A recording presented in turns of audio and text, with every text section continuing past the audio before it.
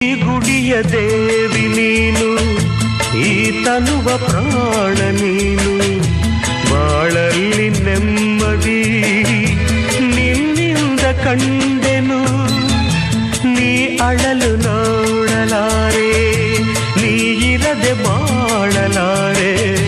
ನನ್ನಲ್ಲಿ ಕೋಪವೇ ನಿನಗೆ ಬೇಡವೇ?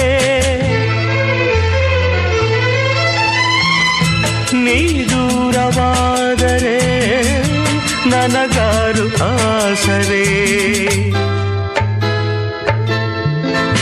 ನೆರಳನ್ನು ಕಾಣದ ಲತೆಯಂತೆ, ಬಿಸಿಲಿಗೆ ಬಾಡಿದ ಹೂವಂತೆ, ಸೋತಿದೆ ಈ ಮೊಗವೇಕೆ?